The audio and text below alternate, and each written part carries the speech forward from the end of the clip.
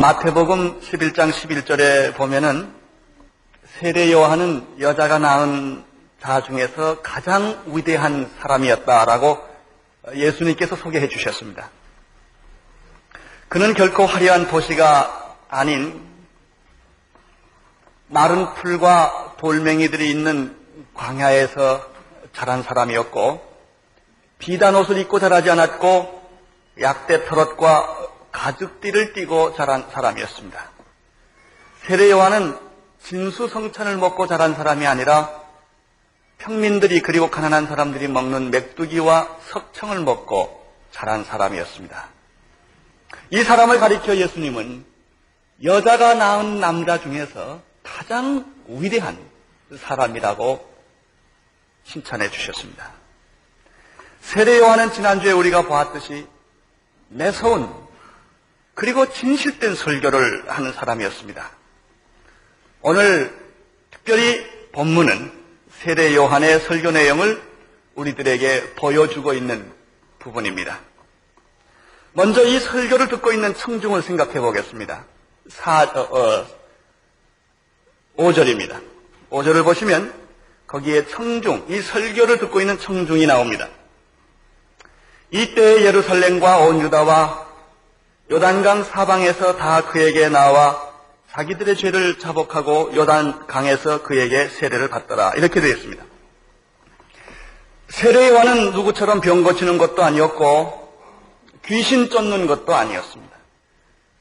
우리가 보게 되는 그 흔한 축복 성회를 하는 것도 아니었습니다.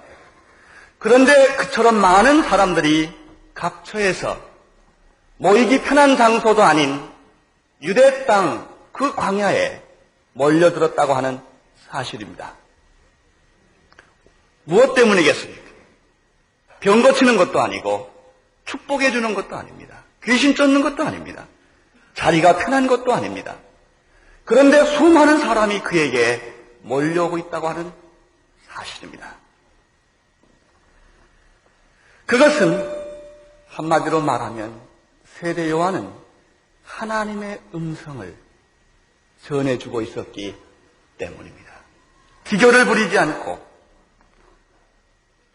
어떻게 보면은 논리적 그런 여러 가지 논리성도 없이 단순하고 정직하고 솔직하게 있는 그대로 그는 하나님의 음성을 토했기 때문에 그처럼 많은 사람들이 그에게 찾아와서 귀를 기울이고 음성을 들었다고 하는 사실입니다. 하나님의 말씀은 자력 있는 쇠붙이같이 무섭게 사람들의 영혼을 끌어당기는 것입니다. 아모스 8장 11절의 말씀처럼 양식이 없어 주림이 아니며 물이 없어 가람이 아니라 여호와의 말씀을 듣지 못한 기갈이 있다고 말했습니다. 400년 동안 그들은 하나님의 말씀을 듣지 못하는 기갈 속에서 정치적 방황, 사회적, 경제적 그런 여러 가지 갈등을 겪으면서 그들은 그 심령이 메마를 만큼 메말랐던 것입니다. 세례 요한의 설교를 듣고 난 이 많은 청중들은 어떤 반응을 보였는지 6절에 보시면 잘 나타나 있습니다. 그들은 자기들의 죄를 자백하고 요단강에서 세례를 받았다라고 표현하고 있습니다. 하나님의 음성을 진짜 들으면 가짜 설교 말고 가짜 음성 말고 진짜 설교, 진짜 음성을 들으면 반드시 죄가 드러나게 되어 있습니다. 설교 듣고도 하나님의 말씀을 읽고도 죄가 드러나지 않는다면 그것은 하나님의 말씀이 아닙니다. 죄는 하나님이 가장 싫어하는 것입니다. 로마서 6장 23절에 죄의 싹은 사망이라고 말씀하셨습니다. 어둠 속에 묻혀있던 죄, 다 다른 사람도 알 수 없고 본인 자신도 꺼내기 싫은 그런 죄들이 있습니다. 우리들이 죄라고 인정하고 고백하는 것들은 극히 가벼운 것들입니다. 그것은 내놔도 부끄럽지 않은 것들만 우리들이 죄라고 인정할 뿐입니다. 진짜 죄들은 숨어 있습니다. 진짜 죄들은 내놓지를 못하고 있습니다. 그것은 다른 사람도 끄집어내지 못하고 자기 자신도 무서워서 꺼내지 못하는 것들입니다. 이런 죄들이 하나님의 말씀이 그 죄에 비치면 죄는 스스로 껍질을 깨고 나올 수밖에 없는 것입니다. 말씀 앞에 죄는 여지없이 폭로되고 노출되어서 마치 본물이 터지듯이 이것은 터지게 되어 있습니다. 그리고 눈물 콧물 흘리면서 이 죄는 나도 모르게 내 입술을 통해서 고백되기 시작을 합니다. 죄가 있는 사람들은 오기가 등등합니다. 살기가 등등합니다. 죄로 물든 얼굴이 있습니다. 독합니다. 독기가 있습니다. 죄가 빠져나오기 시작하면 내 안에 있는 많은 독기들이 다 빠지기 시작을 합니다. 그래서 회개한 사람들 얼굴 보면 순합니다. 아주 그냥 이렇게 뭐라고 말할까요? 이렇게 설명할 수 없어. 이렇게 바보 같아요. 이렇게 독기가 다 빠져서. 여러분, 진정한 영적인 부흥은 죄의 고백에서부터 시작이 됩니다. 내 속에 감추어진 죄가 빠져나가기 전에는 아무리 은혜 받고 싶어도 은혜 받을 수가 없습니다. 하나님을 만나보고 싶어도 만나지지가 않습니다. 그러나 하나님의 말씀이 내게 비춰오면 다른 사람이 지적한 것도 아니고 내가 지적한 것도 아닌데 죄는 빛 앞에 어둠이 물러가듯이 숨겨진 죄들은 드러나게 되어 있습니다.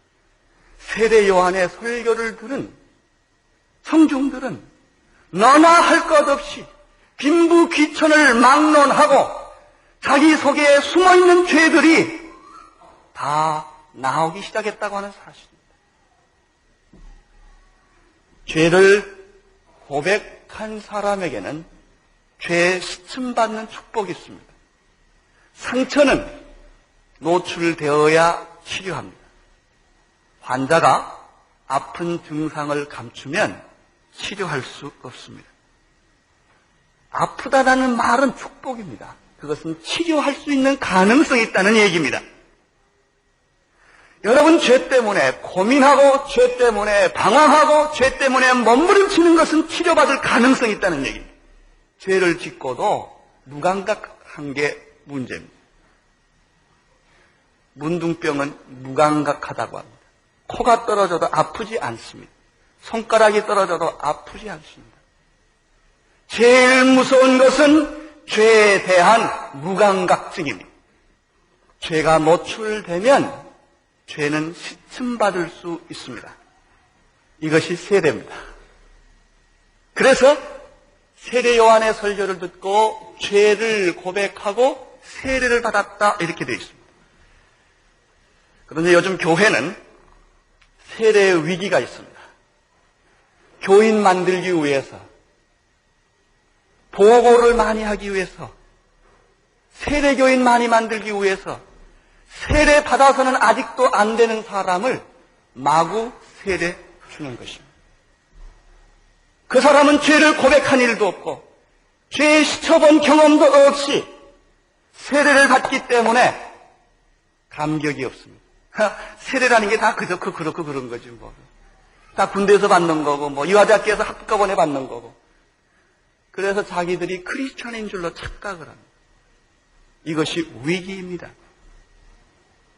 세례는 꼭 받아야 합니다. 그러나 진짜 받아야 합니다. 사람들은 공짜를 좋아합니다. 세례도 공짜로 받으려고 그래요. 훈련도 안 받고 공부도 안 하고 그저 예수 안 믿으면 어떻게 도망갈까 봐 급해서 목사님 좀 봐주세요. 뭐 공부 바빠서도 언제 공부하나요? 그냥 세례 받고 하지요. 이게 세례의 위기입니다. 세대 위기가 왔기 때문에 성만찬의 위기가 왔습니다.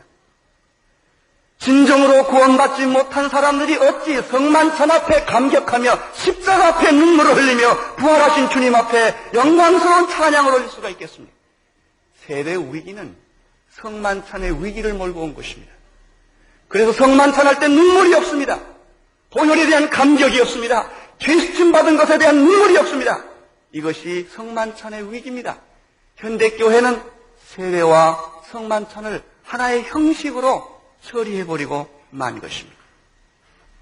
그러나 세례 요한의 경우를 보면 말씀을 들으면 죄가 드러나고 죄를 고백하면서 진정한 세례가 있었고 여기에서부터 참다운 그리스도인의 삶이 무엇인가 시작되었다고 하는 사실입니다. 그런데 문제는 7절에 있습니다. 7절을 보십시오. 이러한 놀라운 축복의 사건들이 벌어지고 있는데 7절에 보면 요한이 많은 바리새인과 사두개인이 세례 베푸는 데 오는 것을 보았다고 하는 사실입니다. 여러분, 예루살렘과 유다와 요단강 모든 저편에서 수많은 사람들이 세례 요한에게 와서 하나님의 음성을 듣고 그 음성을 듣다가 자기 죄를 발견하고 자기 죄를 발견한 것을 보면서 그들은 세례를 받고 하나님의 축복을 받게 되었는데 그 무리들 속에 유명한 바리새인과 사두개인이 같이 끼어 있었다고 하는 사실입니다. 자, 이들이 왜 왔겠습니까? 적어도 바리새인들과 사두개인이라고 한다면 그 당시에 있어서는 최고의 지식계급이었고 권력계급이었습니다. 먼저 바리새인은 누군가를 생각해 보겠습니다. 특별히 예수님 당시에는 중요한 세 그룹이 있었습니다. 첫째는 에세네파입니다. 두 번째는 바리새파입니다. 세 번째는 사두개파입니다. 여기 에세네파는 나오지 않습니다. 바리새파와 사두개파만 나옵니다. 에세네파는 결혼하지 않는 운둔과 경건주의적인 삶을 사는 사람들입니다. 그 사람들은 결혼하지 않기 때문에 양자로 사람들을 삼습니다. 그리고 주로 그들이 하는 작업은 성경을 베끼는 사본 작업을 하는 것입니다. 여기에서 금난 사본이 발견됐고 특별히 사회 근방에서 이 사람들은 집단으로 경건주의 생활을 하는 사람들이었습니다. 두 번째 그룹이 바리새파입니다. 에세네파와 정반대로 이 사람들은 도시에 삽니다. 그리고 적극적으로 하나님의 율법을 누구보다도 잘 지키기 위해서 헌신한 분리주의자들입니다. 이 사람들은 너무나 하나님의 말씀대로 살려고 애썼기 때문에 사람들이 그들을 가리켜 분리주의자라고 별명을 붙였습니다. 그들은 유대사회 전통적인 단체를 형성했습니다. 율법의 형식과 외모 그리고 의식을 아주 중요하게 여겼습니다. 그들은 육체의 부활도 믿었고 천사를 믿었습니다. 이 사람들은 생각하기를 자기들 이상 하나님을 잘 섬기며 자기들 이상 율법을 잘 지키는 자는 없다고 그런 생각을 한 사람들입니다. 다시 말하면 철저한 종교인들입니다. 그런데 무서운 것은 하나님을 잘 믿는 것은 좋지만은 지나쳐서 자기들만이 하나님을 제일 잘 믿는다고 하는 이런 오만과 교만에 빠져 있는 사람들입니다. 그래서 예수님께서 이 사람들을 제일 싫어했던 사실을 성경에서 볼 수 있습니다. 이분들은 가리켜 우리는 바리새인이라고 말합니다. 또 한 그룹이 있습니다. 사두개파입니다. 이 사두개인은 또 바리새파와 아주 다른 입장을 취하는 사람들입니다. 다윗과 솔로몬 시대의 제사장 사독에서 그 이름을 땄는데 이 사람들은 특별히 제사장 그룹이면서도 정치적으로는 공회원 그룹으로서 실제 권력을 갖는 사람들입니다. 그렇기 때문에 그들은 종교적이면서도 정치 참여에 관심이 많아서 정치 타협을 실리적인 것으로 이용할 줄 아는 그런 그룹들이었습니다. 그들은 모세 오경만 믿고 부활을 믿지 않습니다. 천국도 믿지 않습니다. 이 사람들을 예수님께서 역시 비판하셨습니다. 이 두 그룹은 아주 재미있는 양상을 가지고 있습니다. 양극성을 가지고 있는 것입니다. 하나는 종교적인 철저한 의식주의자들이요. 또 한 그룹은 예수를 믿으면서도 정치적 자유주의자들입니다. 여러분, 이 바리새파와 서기관, 이 사두개파가 그 당시만 있었던 것이 아니라 오늘 우리 시대에도 이런 사람들이 똑같이 존재합니다. 오늘 우리들의 신앙을 분류해보면 양극화 현상이 일어나고 있는 걸 봅니다. 극단적인 형식적이고 외식적인 신앙 형태를 가진 사람들이 있는가 하면 예수 천당만 부르짖는, 전혀 사회에 대해서는 무관심하고 극단적인 신앙의 형태를 가져서 자기들끼리만 결혼하고 자기들끼리만 예수 잘 믿는 아주 극단적인 그런 신앙을 가진 사람이 한 그룹이 있는가 하면 동시에 성경을 자유롭게 해석하고 정치적인 참여를 아주 성경적이라고 생각해서 모든 종교적인 행동은 정치적인 행동과 일치하고 사회 참여와 권력 구조에 관심을 많이 갖는 그리스도인들이 또 한편 있습니다. 이 사람은 사두개파와 같은 사람. 제가 누군지는 말하지 않겠습니다만 여러분 되게 짐작하실 것입니다. 이런 사람들이 있습니다. 이런 사람들이 있습니다. 이런 사람들이 기독교를 대표하고 있다고 하는 사실입니다.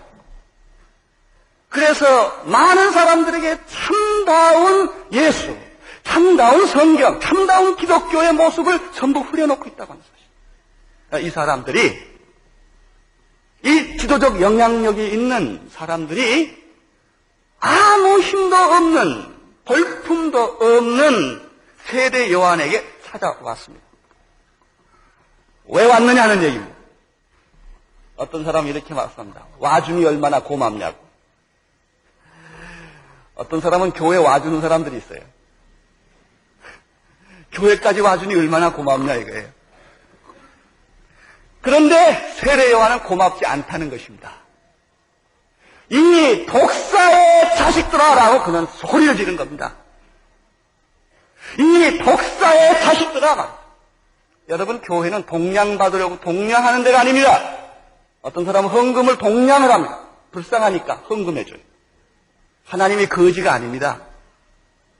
하나님이 숫자가 없어서 여러분 보고 여기 앉아있으라고 하는 것이 아닙니다. 하나님이 교회 부흥을 위해서 여러분을 필요로 한 것이 아닙니다. 와주는 거 달갑지 않습니다. 이 세례요한 입장입니다. 이 사람들은 순수하게 온 사람들처럼 겸손하고 죄를 자복하고 하나님의 음성을 듣고 회개하러 온 것이 아닙니다. 다른 목적을 가지고 왔다고 하는 것입니다. 하나님의 나라는 다른 목적을 가지고 온 사람들을 필요로 하지 않습니다. 오히려 그 사람들은 우리를 착각하게 만듭니다. 기독교가 천만이라고 하는 착각을 만들게 합니다. 이건 나 착각입니다. 그 사람들이 오늘 세계를 변화시키는 것이 아니기 때문입니다. 이 사람들은 왜 왔습니까? 기회주의자들입니다. 지금 세례 요한이 한참 인기가 있고 인구에 회자하기 때문에 여론에 밀려서 온 거예요. 와서 진짠가 가짠가 구경하러 온 겁니다. 교회를 요즘에 표밭으로 생각하는 정치인들이 많아요. 하나님을 믿고 경배하기 위해 교회로 오는 것이 아니라 표를 위해서 교회에 오는 정치인들이 있습니다. 그냥 오면 괜찮아요. 그냥 와서 하나님의 음성을 들으면 괜찮아요. 그 사람들은 회개하는 데는 관심이 없습니다. 자기 편을 만드는 데 관심이 있습니다. 교회 장사로 오는 사람도 있습니다. 열심히 예수 잘 믿는 척해서 자기 장사의 보탬이 되기 위해서, 자기 사업의 보탬이 되기 위해서 목적이 거기에 있어요. 어떤 사람들은 좋은 교육의 기회와 사교의 계기를 삼기 위해서, 결혼하기 위해서, 물론 좋지요, 그것도. 좋은 일이지. 가서 결혼하면 얼마나 좋겠어요. 그러나 목적이 거기에 있단 말이죠. 그 사람들은 결혼하면 교회 안 나와요. 왜? 목적이 달성됐으니까. 투표 끝나면 안 나와요. 목적이 달성됐으니까. 그래서 세례 요한이 그런 사람들을 가리켜 이 독사의 자식들아라고 무서운 말을 했던 것입니다. 이것은 불을 쏟는 메시지였습니다. 이 말씀은 그들의 악한 본성을 향하여 가르친 말입니다. 그 사람들이 와서 예수 믿고 회개하는 것이 나쁘다는 것이 아니라 그 동기가, 그 태도가 나쁘다고 하는 것입니다. 누가 너희더러 임박한 진노를 피하라 하더냐. 세례 요한은 바리새인들의 종교적인 위선, 사두개인의 정치적인 교활한 본성을 그는 꿰뚫어 본 것입니다. 교회는 두 가지 그룹을 경계해야 합니다. 바리새인과 같은 종교적인 위선과 허구의 사람들, 두 번째 사두개적인 정치적이고 이기적인 세속적인 사람들, 이런 사람들이 교회에 들어오지 못하게 해야 합니다. 교회는 사람이 불어나는 것이 중요하지 않습니다. 한 사람이라도 정말 거듭나고 변화된 사람이 중요한 것입니다. 그 사람들이 결국 세상을 변화시킬 것입니다. 왜 오늘날 교회가 타락한 줄 아십니까? 왜 오늘날 교회나 세상이 다 같아진 줄 아십니까? 사람들이 교회를 보고 뭐라고 하는 줄 아십니까? 이것은 우리의 책임입니다. 교회는 끝까지 순수해야 합니다. 진실해야 합니다. 여기는 하나님의 집단이기 때문입니다. 두 번째 오늘 이 본문에서 생각할 말씀은 세례 요한의 메시지입니다. 첫째는 제가 청중을 생각했습니다. 두 번째는 그러면 이 청중을 향하는 세례 요한의 메시지가 무엇인가 하는 것입니다. 여기는 두 가지 요소로 이 설교가 구성되어 있습니다. 첫째는 책망이요, 두 번째는 약속입니다. 8절을 보겠습니다. 그러므로 회개에 합당한 열매를 맺어라 하는 설교입니다. 그렇습니다. 여러분, 본질이 바꾸어야지 껍데기가 아무리 바꾸어진들 아무 소용이 없습니다. 새 옷을 아무리 바꾸어 입고 패션을 아무리 바꾸어도 그 사람이 바꾸어지지 않습니다. 화장을 아무리 12번 해도 바꾸어지지 않습니다. 그 사람 속이 문제입니다. 본질이 문제가 되는 것입니다. 누가복음 3장에 보면은 똑같은 메시지가 한 번 더 나오는데 여기는 좀 더 자세히 나옵니다. 누가복음 3장에 보면은 10절 이하에 보면은 세례 요한의 이 불같은 메시지를 듣고 난 다음에 사람들이 우리를 대표해서 다음과 같은 질문을 했습니다. 그러면 이 독사의 자식들아 회개하라, 회개 합당한 열매를 맺으라고 세례 요한이 설교를 하니까 사람들이 그 설교를 듣고 다음과 같이 질문합니다. 그러면 우리가 무엇을 어떻게 해야 하겠습니까? 라고 질문을 했습니다. 이때 아주 유명한 대답을 합니다. 잘 들으십시오. 어떻게 해야 합니까? 회개에 합당한 열매란 무엇입니까? 누가복음 3장 10절에 옷 2벌 가진 사람은 한 벌을 가난한 자에게 나눠주라고 했습니다. 아주 구체적으로 말했습니다. 자기가 먹고도 먹을 것이 남은 사람은 먹을 것을 또 먹지 못하는 사람에게 나누어 주라. 그랬더니 그 말씀을 들었던 그 당시에 유명한 세금을 받는 사람들, 세리들이 자기를 또 물었습니다. 우리 세리들은 어떻게 해야 하겠습니까? 라고 질문했습니다. 13절에 아주 놀라운 말씀을 해줬습니다.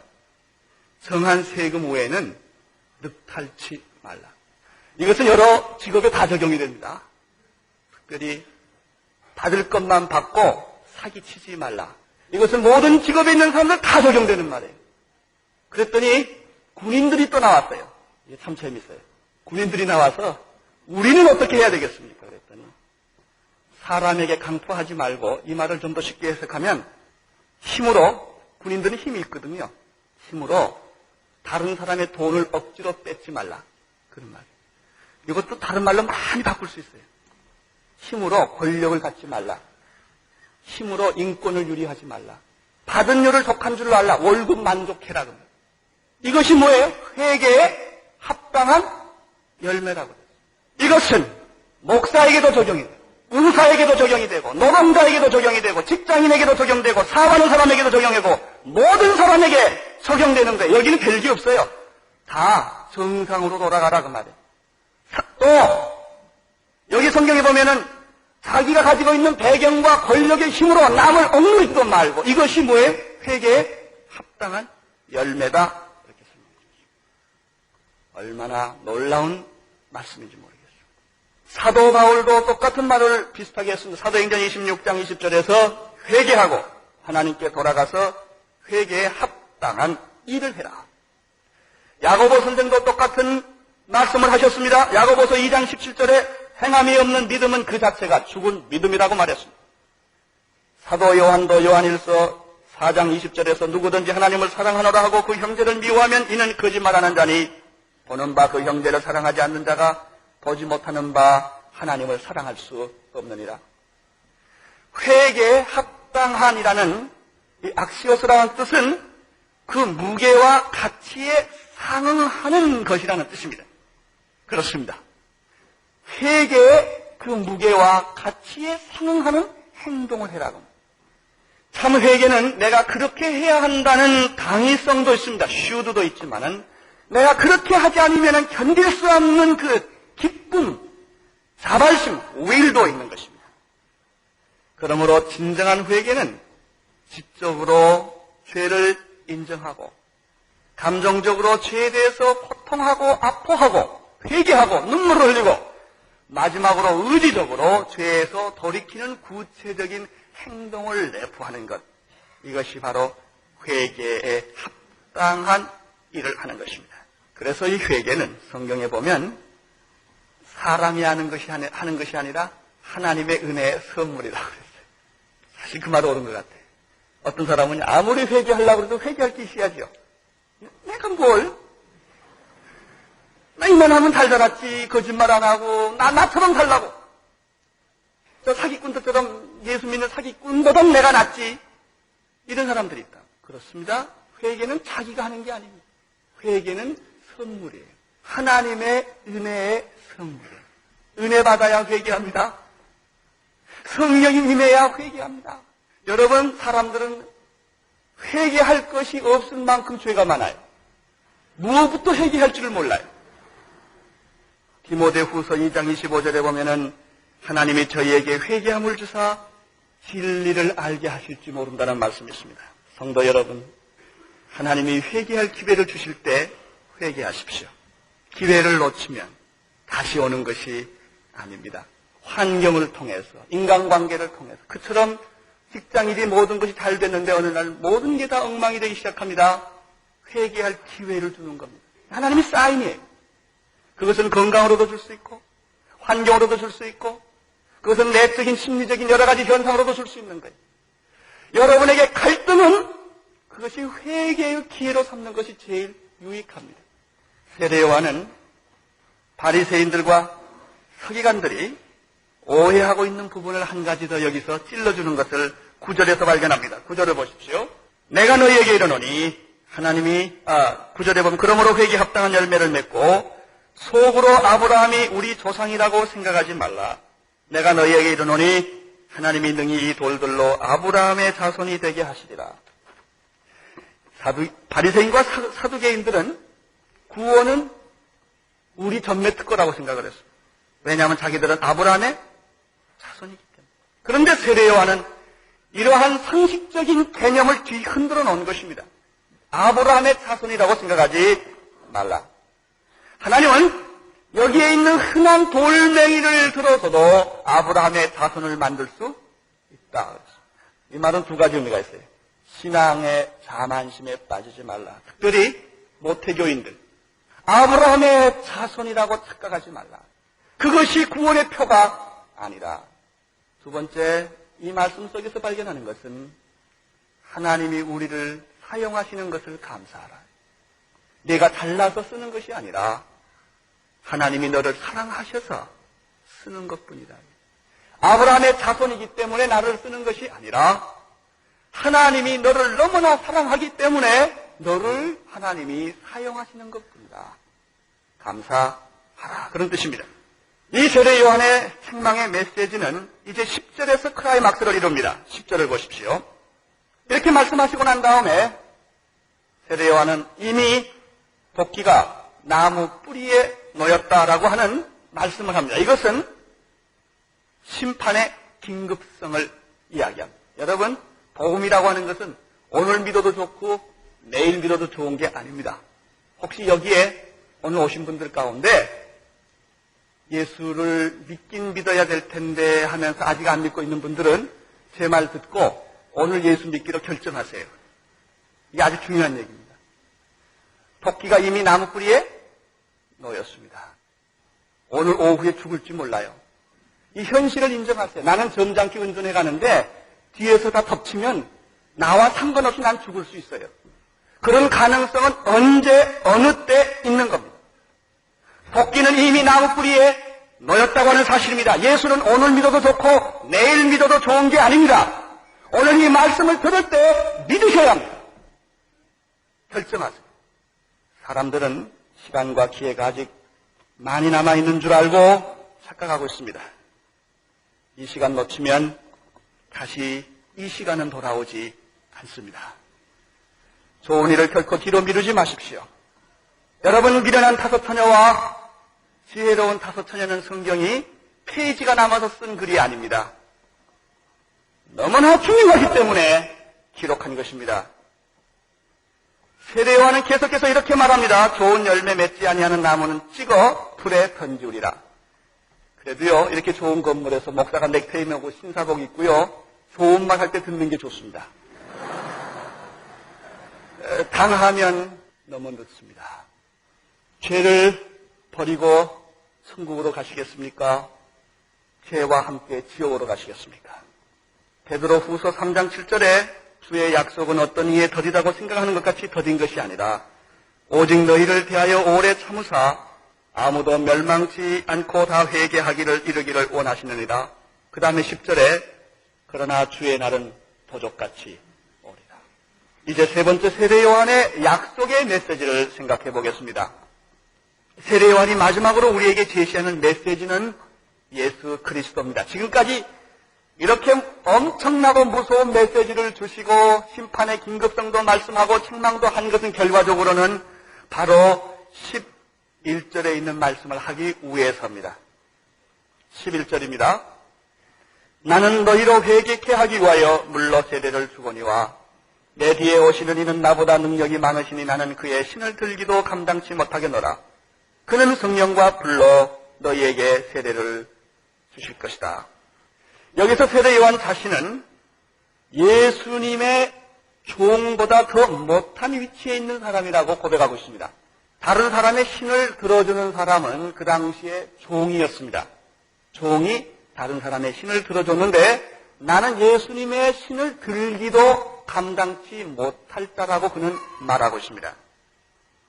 그러면서 그가 하는 말씀이 나는 이제 물로 세례를 주거니와 진짜 세례를 주시는 분이 오시는데 그분은 불과 성령과 불로 세례를 줄 것이다.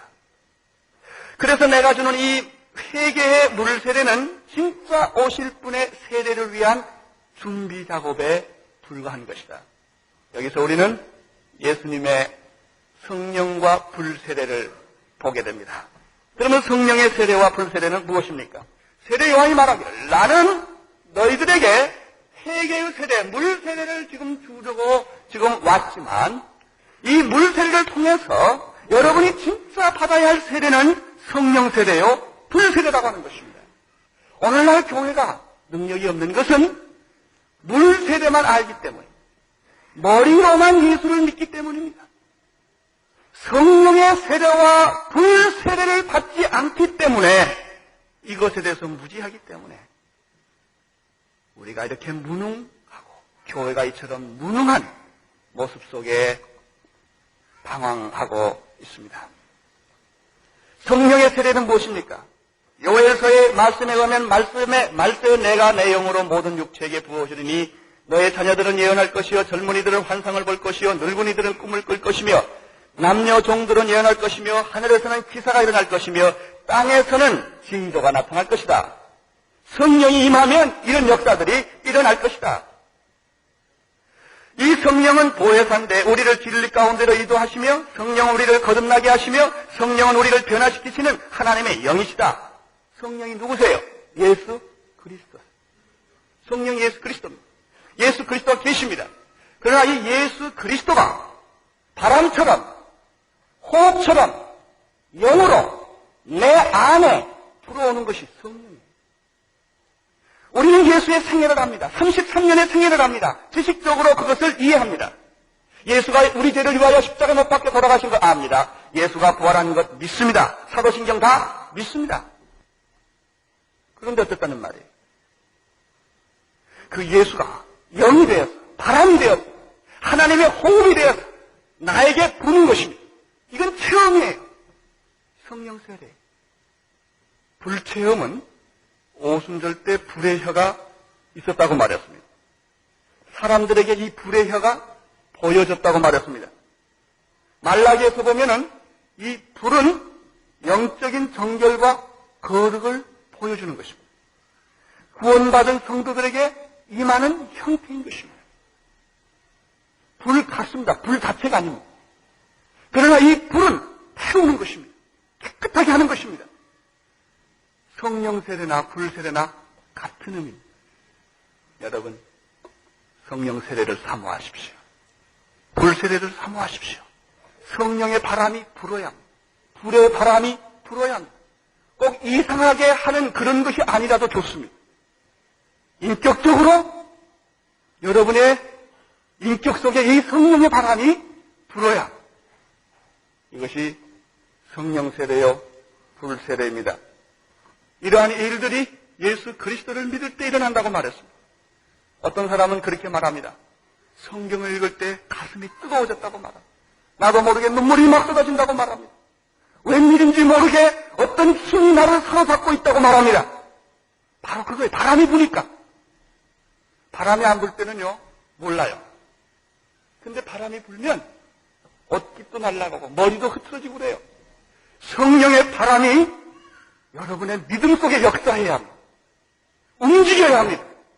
나가서 복음을 외치지 않으면 견딜 수 없는 그런 뜨거움이 있게 됩니다. 신앙은 머리로만 믿는 것이 아니라 심령으로 거듭나야 합니다. 율법으로 믿는 것이 아니라 은혜를 체험해야 합니다. 성령 체험, 불 체험을 하십시오. 이것은 예수님이 저기 계시다가 내 안에 들어오는 것과 마찬가지입니다. 세례 요한은 예수가 오면 성령으로 불로 세례를 줄 것이라고 말했습니다. 나는 여러분들이 이 모든 체험을 하신 분이라 믿고 싶습니다. 그리고 지금도 성령과 불로 거듭나서 이런 초자연적인 놀라운 거듭난 삶이 여러분에게 있기를 바랍니다. 마지막으로 세례 요한은 다음과 같은 결론을 내려 주었습니다.